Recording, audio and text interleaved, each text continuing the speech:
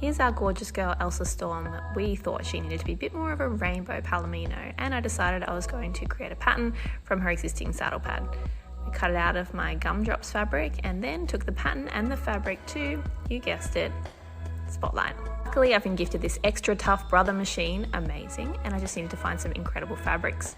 Couldn't go past the faux fur and contrasting fake leather, and of course had some giggles with the staff while they cut up my crazy fabric and heard my plans for it. Unpacked this amazing new machine and gave it a crack. Once I'd sewn the center seam of this one, I used that one as the pattern because the size might have changed.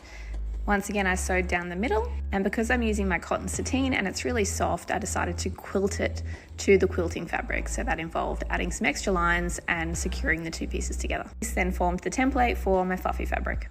I was slightly nervous about sewing through this thick fabric, but you guessed it, the machine performed like a dream. Then I just had to pin all of the layers together for the next step. Once again, I was really nervous about sewing through so many layers, but the machine performed like a dream. Then the exciting part of turning it inside out. Who doesn't love this part where you get to see it come together? Still wanted to add those synthetic bits of leather though to protect the sateen from rubbing. So I also needed to close up that hole at the back and then quilt down the middle to hold it all together, and of course show it to my customer.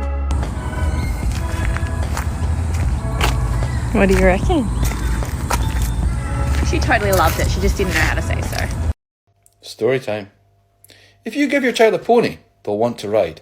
You'll buy them the best pony you can find, followed by a hat, boots and all the other things that a pony needs. You'll look for local stables to ride at, where you start to socialise with the horsey community, and then life, as you know it, will end. Before you know it, they'll want to go to shows, so you join BS. There'll be no more lazy weekends watching TV. You'll see more sunrises than you ever thought possible. Every spare minute of your time will be spent driving horse boxes and enduring a crazy addiction to practice for the next local show. Your house may be a mess, your car will be dirty, all because you gave your child a pony. Your weekends will be spent freezing or burning to death in a fold-up chair, and their weekends will be spent gaining confidence in friends, learning new skills, having fun and getting dirty. Follow for part 2. I've wanted to do this for so long, and I'm very excited to do this, but the lighting in here is crap, so I apologize for the bad angle. I'm standing on my bed, and my phone's on my dresser, but here we go. I'm going to have to roll them all in one due to my current setup. Welcome to Abby's Fashion Show. So, this is our team compulsory unitard. All of the girls wear this for right and left way compulsories. Has our team colors. This is my former barrel freestyle, my barrel double unitard. Oh, I have to go fast. This is my custom horse freestyle unitard for this season. So pretty, thank you, Kim Couture Designs. This is my spare and last year's freestyle. I take it in case anyone needs an extra or if I need an extra. And then this is my barrel freestyle, but it needs to be taken in. I still have time, I'll come back. And hunt coat and show shirt for when I get to show, because I get to show this year, very exciting. Horse people are fucking nuts. Part 5. This time, sharing your stories. Someone cut my brakes at a horse show. Luckily the wrong one, but like, why? Well, that's insane. My experience wasn't near this harsh, but a trainer I took lessons from was a bit sour when we didn't ask for her opinion on the horse we bought. Horses are thousands and thousands of dollars a year. They are also a lifetime commitment. Your trainer is there to give you advice. You are not obligated to take it. Ever. I was in a similar situation, bored in exchange for lessons with my horse, and she tried to do an on-site lease of my horse without consent or compensation. It's the audacity for me. I walked out to see the owner of a barn I boarded at whipping my horse because he neighed after another horse, moved the next week. The whip is a tool, not a weapon. Oh my god. Thank God you moved. Would sit us down and tell us about all her debt and that we needed to help out more. We were 10. Like for part 6. Why Sports Are So Hard Equestrian Edition. Very, very, very, very heavily requested video here. And that's probably because people don't think it's a sport. But it is in the Olympics, so here we go. So I feel like a lot of people say that the horse does all the work, which in actuality the horse does a lot, but everyone probably thinks it's so easy to control a wild animal. But that's literally what it is, making a wild animal, a horse, do intricately detailed things. And I believe there's many different events that you do as well. And it's probably more physically demanding than you'd think as well. Your arms, core, and legs are probably all engaged throughout the whole event. Now also, I don't know the specifics, but I'm sure you have to have good timing to make sure the horse jumps at the right time, which is like crazy. If you said to me, hey, go hop on that horse and jump over that wall over there, I'd be like, no, not today, champ, not happening. Now, horses are smart animals too, don't get me wrong, but it's still a wild animal. There's no brakes on that thing, so you gotta be brave and have a good mentality. And I'm sure getting thrown off a horse does not feel good.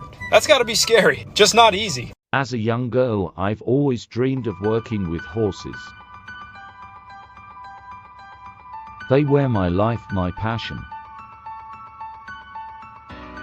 They taught me to listen and to speak a language based on silence. I was told by my teachers, you will never make a career out of horses. I never gave up, even when everything seemed against me. I've had so much support along the way. Remember, the impossible can be possible.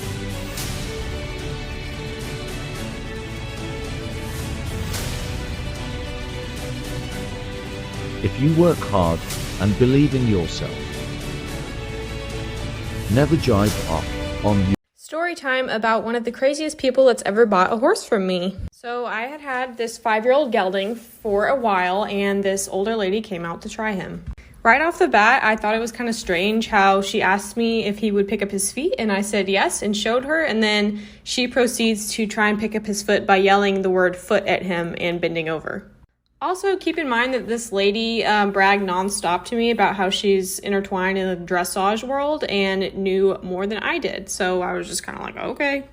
So anyways, I go to ride this horse for her, and she, right off the bat, critiques my style of training. And y'all, I do very basic horsemanship, and she was like saying, I've never seen anybody do that before. So I was kind of like, what? Like, you've never seen anybody lunge a horse like this before? Like, it's pretty well known, I feel like, these days. Then I get out the bit I was using on the horse, which was a smooth snaffle, and she says, oh my gosh, that is such a harsh bit to use on that horse. Go to part 2. Part 2 of my crazy buyer story. So after she complains about the smooth snaffle being harsh, I'm like, okay, you're just one of those people, like, I'll just ride him in the hackamore for you. The horse rides perfect for me. So after that, I'm like, okay, I'm never hearing from this lady again. That's totally fine with me. But no, she decides she wants him, and she wants to have him vet checked. So we have the horse vetted, he passes with flying colors, and now she decides she would like to ride him before she takes him home. So she comes to ride him, brings this crazy like endurance saddle, I guess, and puts it on him, and go to part 3. Okay, so I'm done feeding, so I'm doing part 3 in here. Okay, so this lady's coming to ride the horse, right? She brings like her saddle and all this stuff to ride him. She gets on him and is extremely nervous, so I'm like just trying to calm her down. She's like pulling on the reins really hard. The horse still does great though, like he doesn't really care. Again, I use this horse as like a lesson horse for 9-year-olds, so he wasn't really fazed by it. He rides perfectly fine for her. I don't even think she trotted him, and then she got off and was like, okay, I'll take him. Honestly, I just wanted to be out of this situation, so I was like, great, go ahead and take him. This is the part that gets to me. After she was kind of rude about my style of training and whatnot, she decides to ask me to come out and train for her. I said no. And I still have her on Facebook, and it's funny because she pretends like she had to restart this finished horse for all her friends on Facebook. And she's owned him for like 2 years and hasn't ridden him yet because he's not ready to ride. When I used this horse as a lesson horse and rode him around bridleless. You need to start being okay with being a bad rider. Who said we had to be good riders anyway? What if I want to fall off my horse 3 times a day? What if it makes me feel better about myself pretending that I'm doing it on purpose, even when I'm not?